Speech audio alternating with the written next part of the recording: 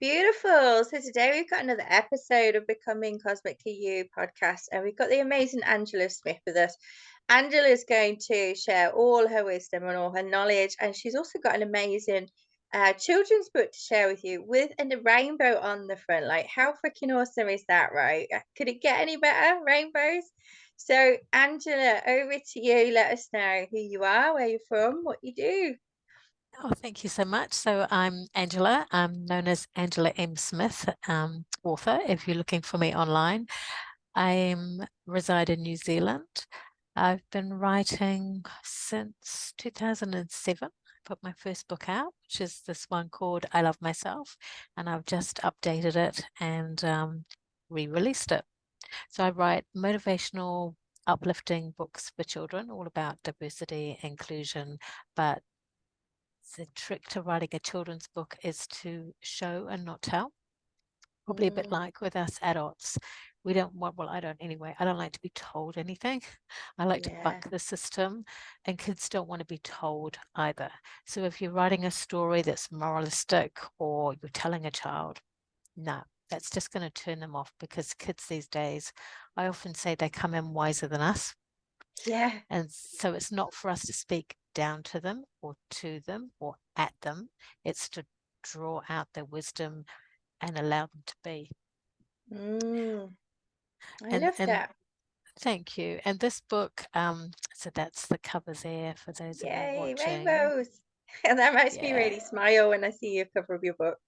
Yeah, it's just so gorgeous. And the little boy, that's my son when he was little. Um, Oh, yeah. And so this book, I sold as many copies to adults as I did children. mm, And at the moment, children's books are doing really well for adults. It's like people mm, have had too much stress lately, and we don't need, like our sensory systems can't take too much more of a shock, basically. And so children's books, especially if they're nurturing, or they can be funny. Like I've got a book called Priscilla Takes Flight, and that's got some really good sense of humor in it. Again, it's about friendship and helping one another. Um, but it's just light relief. So I love mm, the fact that adults are buying children's books for themselves to nurture their inner child. I just think that's mm. super cool. Yeah, my team actually said that when you were talking about speaking to children, your method that you use. They said, yeah, you're speaking directly to the inner child of the adult as well. So it's funny that Mm, you said that you were selling the same amount of books almost for adults as well. That's beautiful. So do you actually provide services to adults as well, or is it just your children's books? no, I write books for adults. I've put out this, I'll show you this one. That's it there. So it's Stepping into Love is a journey to self-healing. And the workbook, there's a companion, there's a workbook there as well. Oh, wow. Yeah. And it's like, so if I open this randomly, well, so it's a workbook, it's got declarations in, so you're making a commitment to yourself. Um, like to be kind to yourself for 30 days, to speak kindly to yourself. Like this page has got some affirmations, which I might as well read since I've opened it up at this page. I am worthy of the success I desire. I take daily actions towards achieving my dreams. Everything is falling into place for me. I tune into my inner guidance and embrace life lovingly. So I'm not really into goal setting. I'm not Mm, against anyone that is, but I'm more about us finding what our vision is and being vision led. I think mm, if you, we're all, we all have a part to play in this life, and like a piece of a jigsaw puzzle. And once you know what your piece is or how to light that up, then the way or the stepping stones will be shown to you. So for mm, me, if I had to set a goal, I would feel a pressure. I don't want to feel pressure. Yet I work hard. I work long hours working for myself because I know what I'm trying to achieve. But to me, it's not work because I enjoy doing it. So I don't need the mm, goals because I just tune in, show me the way, and then the way is shown. So that's mm, that's sort of how I work, and that's how um, what that book is about. And then just before we started the connected here on the call, in the Stepping into Love book, I randomly opened the page, because I say anyone who's reading it, if you open it randomly, like, it doesn't have to be read from cover to cover, it can be just picked up, and wisdom, it'll speak to you. And so this chapter is, don't be like a fish in a fishbowl. Don't be like a fish in a fishbowl, waiting for others to come and feed you whatever they like. Decide how you wish to be treated and how you want to show up and contribute to your relationships. Start to live the life that you desire. Claim this for yourself. You are more than worthy and deserving of healthy relationships where you thrive. And then it talks about if things go pear-shaped and blah, blah, blah, but it's how to get back on track. But it's about how I write for my children's books and adults' books is, I guess, it's how to fall in love with yourself, how to, that's the self-acceptance, the self-acknowledgement, because we can be incredibly hard on ourselves. Yeah. Oh yeah, absolutely. I think coming from the background I have as well, I think self-love is something that people are kind of like they struggle with, I think, a bit. You know, I think just finding that frequency of love in this world for a lot of people is a real struggle, and I think you see it a lot in our industry, don't you, with what we do, but also in relationships as well that people have with firstly themselves. I think that relationship kind of like tells you a lot about what's going to happen in someone's world. You know, I remember yesterday I was in a group, and I don't know about you if you hang out in other groups, but there was this 18-year-old girl, and she was asking about how do I receive more in the world. And I was thinking, wow, she's 18. At 18, I was out partying, you know. I wasn't even thinking really about, I mean, I was a kind person, don't get me wrong, but I wasn't really thinking of, you know, doing all the things she was asking. I was like, wow. And I wanted to say, you know, just go out and have some freaking fun because you're 18. But I didn't say that because I thought that might sound a little bit patronizing coming from me when I'm like in my 40s, right? So I was like, you know, I'm just going to humor her. And I said, well, if you want to receive more, start with something really simple. And when someone gives you a compliment, ask yourself how you receive that compliment, you know. And she said, oh, I'm really bad at receiving compliments. I was like, well, work on that little piece first. You know, I think people are sometimes, I don't know if you see this in your work, Angela, but they expect the big promise or the big 3D manifestation, and they don't look at the micro things that are really affecting how they get that big manifestation, you know. And Yeah, 100%. That's pretty much, you've nailed what this whole book is about. oh wow, okay. That's funny. That message came through from my team channeled. I mean, I channel everything, so that's beautiful. Thank you, Yeah, team. yeah. Thank you, team. It's totally. It's about the little moments. It's the magic in each day. It's the, like, a while back when I had like $0, and I used to think I based my worth on my finances, and as a single mom, I didn't have a lot, and it was like, then it was like, well, what do I have to give? And it was a smile. And so I start, and to this day, I smile at everybody in the street. And it's like, when then you get a smile back. And like what you were saying to that young girl, um, to receive back from people, that's a gift to yourself and it's a gift to them. It's a yin to the yang. If we can't receive, if we can't be balanced, we Yeah. can't just give, because often if we give continually and from a place of being half empty or lacking, that's when resentment and anger will come into Mm, play. And it's just, and that's not going to bode well for anybody. And it's not a competition how much we give or not, but it's just, but it is important that we give from a genuine place, from where we're able to give. And if we're not mm, able to give, then that's when you just stop. And like, there's an exercise in this book at the beginning where you just tune into your heart. And whenever I do that, I can just feel my energy. And I never used to be able to do that. And it's like, if we just stop and feel what it's like to love ourselves, then that, from that energy, then we can, well, we're doing enough just by reverberating out to the world an energy of love. Yeah, I totally agree with that. And I love that you use the heart space as well, because we use the heart space in all our work. So we, instead of using the mind to make the decisions, we get our clients to move it into their body and into their heart space, because the heart is so sophisticated with thinking and feeling and There's a knowing. brain in the heart, isn't there? Yeah, yeah, it's so sophisticated. I think we've been misled a lot of times, for a Mm. long time in this 3D world, right? And we've been programmed to use our brains. Where actually, I always say to people, like, if you could cut my head off somehow and I could live. I mean, I like my hair and I like my face, you And know, your glasses. and my glasses. Yeah, look weird with just no glasses on, wouldn't I? Just sat on my neck. But I just feel like if we could somehow teach people how to bypass their brain and that monkey mind and that programming that seeks to only keep us safe and really follow our heart's desires, I think the world would be beautiful. I mean, my world's beautiful because that's how I create it. But I mean, the actual 3D plane as a whole. For sure. My other part to my work is I'm an intuitive healing massage therapist. Mm, And I was massaging a lady today and she said, "How is my body? How am I? Is it better?"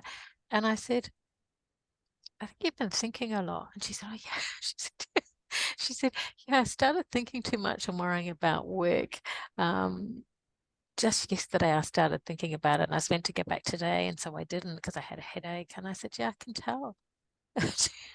It's like straight away, just that one day, her head was so tight because that was where she was up in. And I say to people, I can tell who's been thinking too much to stop thinking. yeah, yeah. Yeah. It's like we don't have to think, we don't have to try. I used to be like, how's that going to work? How can I figure that out? But if you observe nature and also if you put out just a question, the universe will answer it for you. Mm, And I think in some ways I talk about, I don't think, but I know I talk about wonder. So I wonder what would happen. I wonder how that could work. So when you wonder, it's like curiosity. And that's why children, I love how they work because they're mm, curious. So if we get curious about our lives, then the answers will come. And mm, the answers may be more expansive than what we think they're going to be. So it's like mm. we have to get out of our own way. Yeah. And then it Oh, makes life so much easier. always. And the other thing children are so great at is surrendering, right? They 100% believe that when they want something, it's going to happen. Like my children as well are absolutely limitless. They don't have a limit to how much they can receive, which obviously in the 3D realm, sometimes you have to remind them that there are certain things, that we have to be a bit mindful of. But as beings, they could just receive everything that they want. They aren't they? They're just like, well, we want this, we want that, we want, just look at a child making a Christmas list what they want for Christmas from Santa. It's like it's huge. For sure, for sure. It's interesting on the other side, though, like a couple of these books that I love myself one, and then I've got this one, I Am Me, Unique and Free. Um, these two books, they're potentially going to be picked up by an organization here in New Zealand and being put together as a kit for children being uplifted from unsafe homes. Mm, So it's got all the messages like about bravery. Where's this one here? I'm beautiful like a flower. Everyone is beautiful in their own way. What makes you beautiful? That coloring matches your jumper oh, and your I love glasses, that. which I is love beautiful. that. So some children are shut down really early Mm, because of the pain. And I guess, yeah, that's I mean, that is what it is. But it's also if you give them the right tools, then maybe they can come out of things or move through them quicker than we can.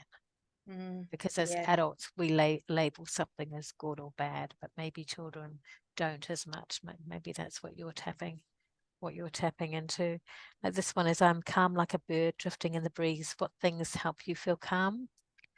And so I've had parents say that it opens up questions with their children because you'd be, Mm, well, maybe you wouldn't be surprised how many parents don't talk with their children. mm, They don't actually know what's going on in their lives. wow. And I always say, if we start talking to our children from a young age and rather than dismissing them, then they'll be able to talk to us at any age, and that will solve so many issues and problems Mm. that, that we will remain open rather than closed off. Yeah, absolutely. That's a beautiful point because, I was brought up in a home that was very, very chaotic, and I developed anxiety from a very, very young age, which I've healed through. But it's interesting that you say about the dissociation and shutting down and stuff because children are very feeling beings. They are very perceptive.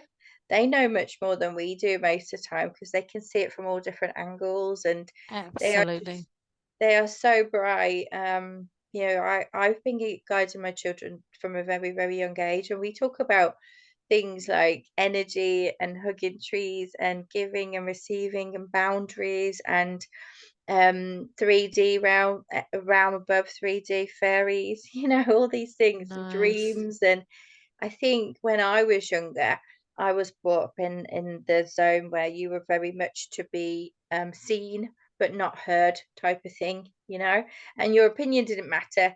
You were never asked your opinion. You just had to do what you were told. And I think now the clients that I'm working with, you can see how these behaviors, how they've been brought up, has really affected them from a trauma point of view. And it's quite Mhm. fascinating to see that. And I think the work that we do with children, your work is so powerful because you are stopping these people from having to do that work later in life. And that's the point, right? If we can educate the parents now to help the children, then we're not going to have all these issues that we have now around things like, like addiction and things that people do in order to escape their traumas. It's such like a pivotal point, isn't it, in a child's life to understand that they can express. And what you're doing is you're educating both parents and children at the same time, which is just beautiful. Thank you. Yeah, that's exactly it. This back to the one with the rainbow. Yeah, yay. Can I read it to you? Yeah, do it. It's really short, so it won't take too long. Um, I love myself. I choose friends that love me back. This book was illustrated by Oh, children. that's cute. And then I love myself. I feel happy to ask others for a helping hand. I love myself. When I start something, I finish it, because how often do we not? Mm. I love myself. I let my imagination fly. And that's my son when he was little. Oh, He's- oh, that's cute. I love myself. When you say I'm different, I'm still okay with me. Oh, And then on there it says, "You're not my friend," because that's what kids can often do. And she's saying in the middle, "I love myself." So she knows that she's okay with who she is. And see, if children are reading this or parents, they're affirming, "I love myself" the whole time. So that's mm, sort of like a double, empowering message. I love myself. I take care of my things. yeah. And then we've got, I love myself. When others aren't nice, I say, "Please stop." I just think Mm, that's such an important message mm-hmm. for kids to learn to say, no, please stop. Yeah. I love myself. I say kind words to others and to myself. Oh, And then I love myself. I feel safe joining in and having fun. So a lot of classrooms used these books when I first put it out. So they would take one double page spread, and then they would work through all the aspects. So I guess if you had some children that didn't want to join in, you could talk about why they didn't or what they could try. And then we've got, I love myself. When you say I'm slow, I take my time to get things right. oh, I grew up being told that I was slow my whole life by my mother. So it was yeah.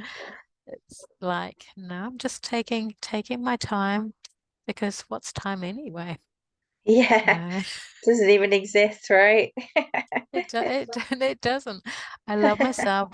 I smile at people and say hello. So you see, we were talking about smiling. Smiling so incredibly powerful, and a smile is something that we can all receive and we can all give. I love myself. I feel confident to lend a helping hand. Look at that illustration. Oh, that's cute. And then I love myself. I give my best at whatever I do, jumping fences or flying through hoops. And that's Oh, it. Yeah, that's it for kids if they give their best, any of us. And then there's a double page spread where they can just do their own picture. oh, that's nice. And that's the end of the book. Oh, I love that. And it's so powerful to get these messages to children to about loving themselves, all of most of this work really in this world, I think a lot of it is directed at other people. But actually, if we just center on ourselves and work on ourselves, then usually most of the things that you see in 3D as maybe potential problems just seem to dissolve away, right? Absolutely. Just talking now, I can just feel all that energy or that heart energy. And you're right. It's all of the messages in that book are for adults as Mm, well. And if they just read that and love themselves, heal that inner child, and yeah, the world would absolutely. just be so different. Yeah, inner child work is really, really pivotal. Do you do work around that as well with adults? I haven't done much lately, but I can do, like I say, ideas coaching, or like my business name is True Potential. So it's about bringing out the best in people. So I'm being told that I need to do more around that, and especially through the Stepping into Love book, working through that with people. Yeah, that's what my team just said to me as well, to you. Yeah, Hence the because question.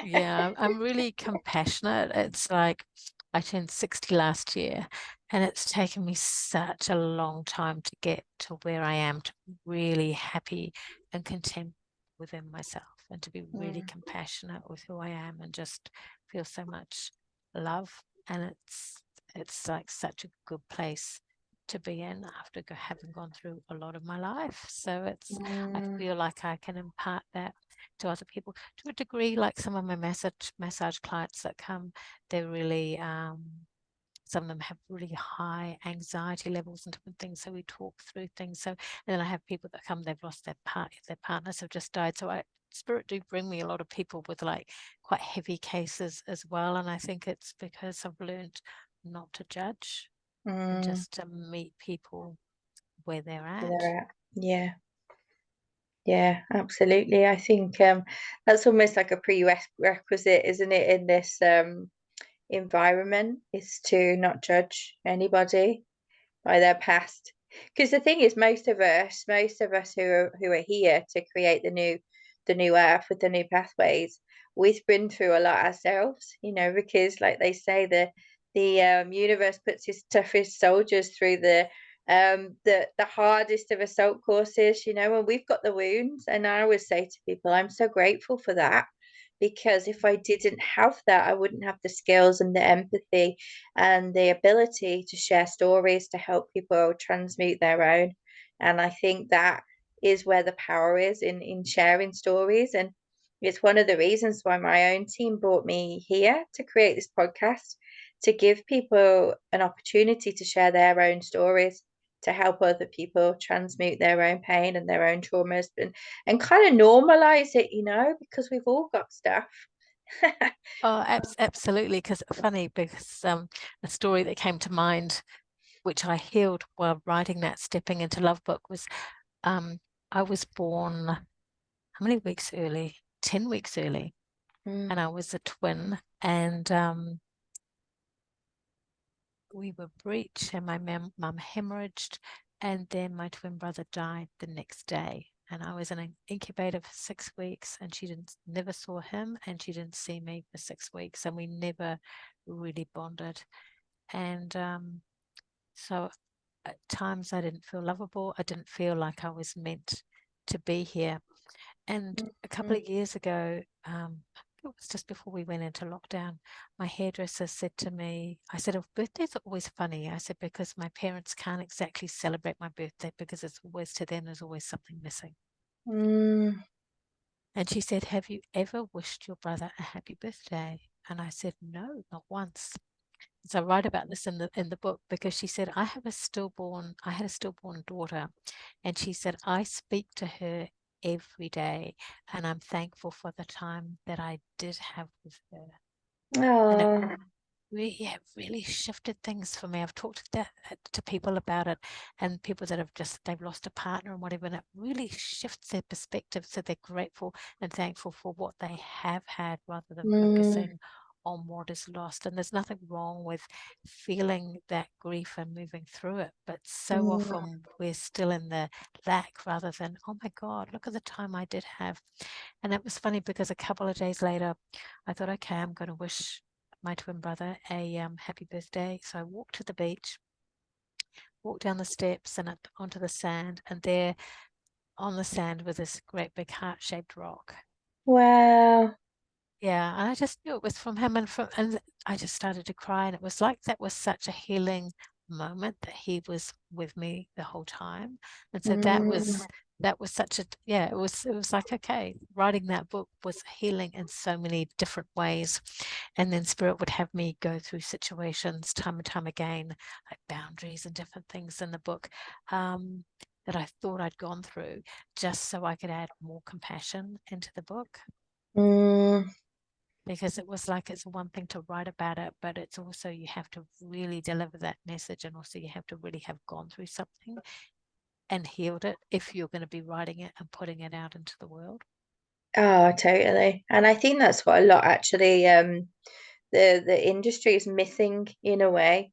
It's the people that have actually gone through it themselves and healed it and have got true life stories. I don't know about you, but in the industry there are a lot of people who take courses and then teach based on a course. And I'm like, well, actually the best course you can have in life is life.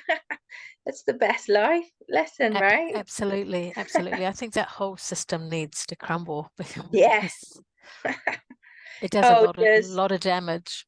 Oh, so much. And I think that's why most of us are here. You know, the new wave, the new earthers, I should say. I don't really know how to call us, if I'm honest. But, you know, the people who are here just to disrupt the system and break down and tear away all the bullshit, shall we say, that's out there. Absolutely. And Yeah, get rid of the the stuff for the people that genuine. don't work. Yeah, because otherwise, like when I said I'm not really into goal setting, it puts so much expectation onto people, and we Mm, just don't need the expectation, because most of us are the hardest on ourselves out of anybody. yeah. Sure, we can be disciplined, but as I say, it's like with education. I've often said, if we taught children by subjects that they wanted to learn, so say it was automotive, trains, cars, whatever, girls or boys wanted to, you split the class into four, maybe have different topics, that if they could learn about automotive stuff, science, maths, English, everything around a topic that really could be aliens, could be anything, they would just be in there and they would be learning, because it would be, they'd have a propensity towards that. But if we're teaching them stuff that they're just not interested in, why wouldn't you switch off? Yeah. Oh, yeah, definitely. Both of my children are very what's the word? They're very sure of what they want and what they don't want, shall we say?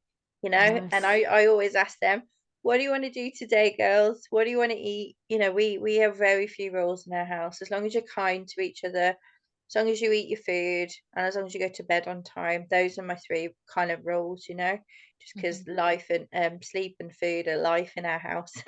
But other than that, you know, it's we give so much free movement to do whatever they want, and I agree with you. It's that famous Einstein quote that my team are just channeling to me now. Like, if you teach a fish to climb a tree, it's gonna forever think it's stupid, right? And I think that's what the school system does in a lot of ways, and it's a shame. Um, so maybe you set up your own school here, Angela, based on the things Um, you know. Maybe my books could be part of other people's schools. Yeah, yeah, maybe you create like your own curriculum around your book, that would just be beautiful, Yeah, wouldn't it? maybe. I've been told for years I'll be on the world stage talking and sharing part of my story. So I think I'm such a free spirit. I don't think I could do teaching schools. I used to be a nanny. It's like I'm better I'm better writing than I am. Yeah, Yeah. it's but definitely we need new material, or Mm, us the materials there. We need it into the schools basically. yeah. And I think we need like a new rules, no rules approach really to just allow Absolutely. children the freedom to be in alignment with what they want. Because I think when you are the kind of child that doesn't want to align, then you're told that you're naughty. I mean, my Yeah. child came home from school the other day and said to her daughter, her sister who's 8, um, what did she say? Less chatting, more sitting. And I said to the school, like, I really don't appreciate where this language has come from. I don't want my child to have to think that she has to conform and she can't Mm. express in communication. Like I find that, trauma with a little t. That's what I said to them. You're imprinting on my child that she's Mm. not allowed to express and she must sit still. And she's 5 years old. I don't I don't ever teach my children to sit still other than I tell them not to rock back on their seats because, obviously that's dangerous. But other than that, I'm like, you know what, if you need to move, just get up, move, take your food with Absolutely. you. Or Because that's whatever. that's how, that's that's how kids learn as well. I think in Sweden they're doing some learning, like a whole load of different age groups in the classroom. So the young ones with the older ones, and they're teaching one another. And I'm in a Facebook book group which came to my mind as you were just talking before, and a couple of people had used the word naughty in their books, and I said, why are you even using that word? It's just Mm, labeling a child. I was really shocked that that word is still used, because mm, it's kids aren't naughty. They may be acting a certain way. They may be um, out of line with their true selves in any given moment because they're not feeling safe, or maybe they're acting out something that needs to be acted out, but it doesn't need to be labeled as bad or good. It's interesting. We're always labeling children, and we're not teaching them to um, self-regulate. mm. Yeah, I agree. I agree. I think there has to be more of that. But I think as adults as well, you see a lot of labels and people wanting to put each other in boxes and come up with, even in the spiritual community, right? You see a lot of people labels, and I just don't believe in any of it. I just, unless someone's asked me what kind of star seed I am or whatever, I just say I'm multidimensional and I'm infinite. You can't put a label on me. I won't Mm. accept it under any No, circumstances.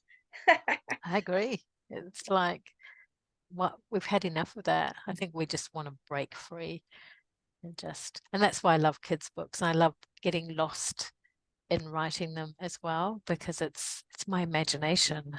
And Mm. yeah, and even the ones that are the non-fiction ones that I read to you, that's showing children that they can do that as well, that they can be involved, that they could do a picture themselves, that they can make their own book. Yeah, oh, definitely. Such a beautiful work that you're doing to really help these children and the adults as well. I hope that the adults get the help first because these children are really choosing Mhm. adults that they're kind of, I feel like the children are coming in to guide adults, but really they still need that container, that support, that guidance from someone who's been here longer in Earth years in this timeline. Whereas I think a lot of these adults really need to step up a bit and accept self-responsibility. And I think having children for me made me massively pick up my feet. I mean, I was already doing the work. I've been doing the work for a long, long time, but my children will call me out on my own bullshit if I ever speak any bullshit, or they Oh, would my son's just the same. He's 22 now, and it's like, oh yeah, yeah, I can't get away with anything, and he's wise as, and it's great. It's like, okay, He said, well, did you do this and this and this? I said, yep. He goes, okay, well then, so it's like, yeah, okay, I get it. Yeah, they don't let you off the hook, do they? Which is No, great. I always say that my kids are my greatest teachers, and not because they're really teaching me anything, in a learning capacity, but just because I learned so much about life through them, how to express and how to have infinite levels of joy through them, by it's, what they do. They just do what they want, my kids, honestly. They still call me mean at times, but I'm like, well, am I really? I give you everything you want. They're not spoiled, but they are spoiled as well in a way. I don't they're know how just you loved. yeah, so loved. I mean, I don't know how you can't spoil your children with love, really. I don't think it's possible to. Is it? No, I don't think so. Well, love is love, isn't it? Yeah, exactly. So, Angela, where can people find you if they want to, stalk you out or look at your books or get in touch with you? What's the best place to find you? Most of my books are on Amazon under Mm. Angela M. Smith. Also, my website is truepotential.co.nz. Okay, beautiful. Excellent. Is that the best place for people to find you then? If you've got, I feel like there's going to be some educators or people that are really interested in talking to you about your books. So the website is probably the best place for that, right? Yeah, absolutely. I've got a contact page so they can reach out because I can do school visits or I can talk to teachers. I can talk to anybody basically. It's just probably a little bit tired tonight because it's nearly midnight here, but Oh, bless you. Yeah, we'll let you get off because yeah, we don't ever like disrupting people's sleep patterns. We appreciate you so much for being here, and I just want to thank you again for the work that you are doing to help these children, to guide them, but also the parents as well. Cracking through that is there's a lot of layers there, and you're really doing such a beautiful job. So thank you so much for that. thank you. You're so Nice welcome. chatting. Yeah, I'm going to just press pause and then we'll have a little chat afterwards. So, thank you, listeners, for watching and for reading or listening. And we'll be back soon with another episode. Thank you so much.